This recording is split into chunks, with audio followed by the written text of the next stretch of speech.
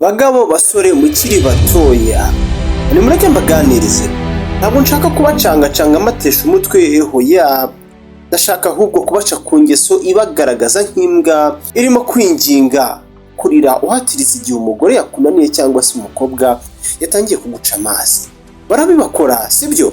Abagore babaca inyuma bakabita imbwa bakabakubita kandi barabubahuka.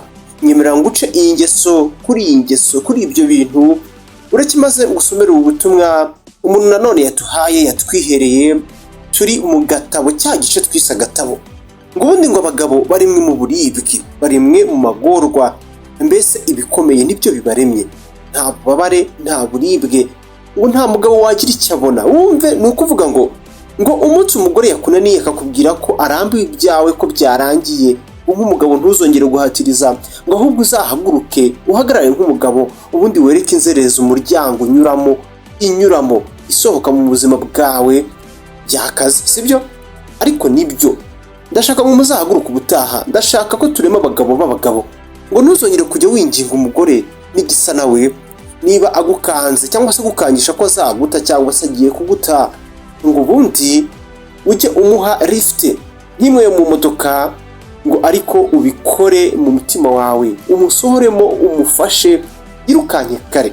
Ndabasabye ngo mu gihe uzaba uretse umugore wakunaniye cyangwa se wa mukobwa, uretse ngo agende, ntuzigere wongera gukora ikosa ryo kujya umuhamagara umutesha umutwe. Ndakuyamye ntuzongere kujya wandika winginga, we yarekera aho ngaho. Ati ibi bintu ndi kukubwira ndabizi ntabwo ari ibintu bizakorohera cyangwa se bizoroha, ariko ubyitegure.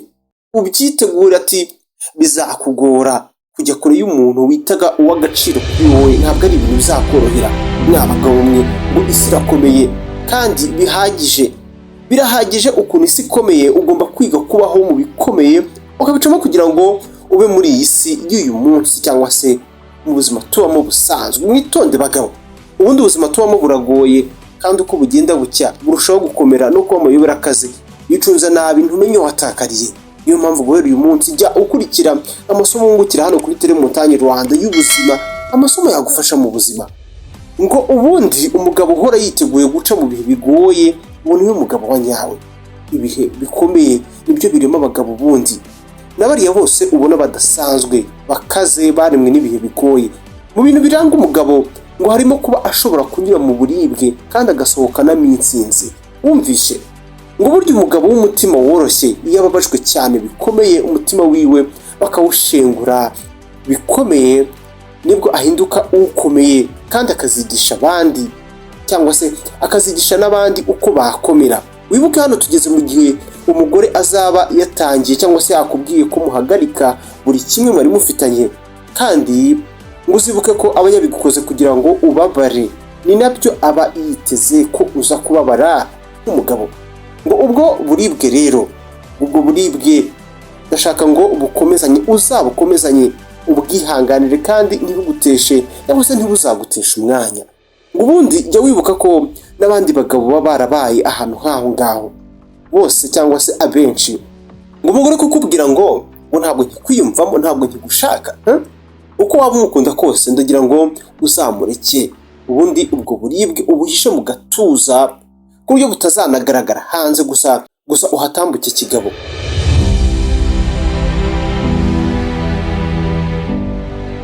Ubuzima uzabureke bukomeze. Ati nimurekeraho kuba abantu basanzwe, wabakubita yabakubitira kubamara. Narababonye ngo abagore ukuntu bameze, ngo ubundi iyo agukoze ibintu nk'ibyo aba yiteze ko uraza kumwinginga cyane, ukarira ukamubangamira, umuhamagara kuri telefone ukamwandikira, mbese ukamutesha umutwe no kuguca inyuma. Wamufata ntacishe make, nibyo aba yiteze nk'umugabo cyangwa se biraza kuba k'umugabo. Ariko nudakura uwo mwanda ibintu nk'ibyo bizamutungura ku buryo azabyumvira mu musokoro. Ibintu nk'ibi abagore babikora abagabo ubundi babakunda cyane. Ubundi ngo uzacunge neza, uzareba abagabo bifite cyangwa se bafite buri kimwe, batawe cyangwa se batabwe n'abagore babo bagasanga ubusore buri aho budafite icyo buvuze. N'uyu muntu tubwira ngo nk'umugabo rero simbuka uwo mutego, ngo ndashaka ko uzamutungura ku buryo azamenya ibibaye, ku buryo azatangira gutekereza ko ahari atari umuntu w'ingenzi kuri wowe mbere hose nk'uko yabitekerezaga. uguceceka kwawe no gutuza ubundi ngo ikintu bikorera umugore bihita bimwohereza ibyiyumviro by'uko ari hasi. Uko niko ubwonko bw'abagore bukora. Ubundi ibihe byo kurekwa n'umugore ngo ikizamini cya mbere abagabo bose cyangwa se abenshi batsindwa ni ukunanirwa kumwereka ko utamufite wabaho kandi ukabaho neza n'abagabo. Umugabo agomba kubaho afite mu mutwe atekereza kure. Mwumvise? Ngo nimureke kuba abacakara b'amarangamutima yanyu y'ubugoryi kuko muri abagabo mubyibuke. Nimwite kubo mukunda nabyo mubyibuke. Hano kuri Telemontagne Rwanda uhakurikira ibiganiro, inkuru zigezweho kandi n'amasomo y'ubuzima kuko twizera ko biri mu bintu dukenera byose buri munsi kugira ngo tubeho tubayeho neza kandi tujyana n'ibihe. Menya byinshi kubera mu isi ukurikira Telemontagne Rwanda. Iyo umanutse munsi y'video ubaye utarabikora ukareba ahantu handitse ijambo subscribe, aho hantu kakanda ni munsi y'iyi video, ubutaha mutangira kujya mubona ibiganiro byacu byose mu gihe kizaza mu buryo buboroheye, ubundi tukajya tubana mu bintu by'ubwenge nk'ibi. Naho ngaho dusoreje uyu munsi, ubutaha sinzaba buri niyo gahunda. Nitwa Samuel Mugisha, reka Imana iduhane umugisha, niko duhora tubivuga. Nimukora ako kantu ni subscribe.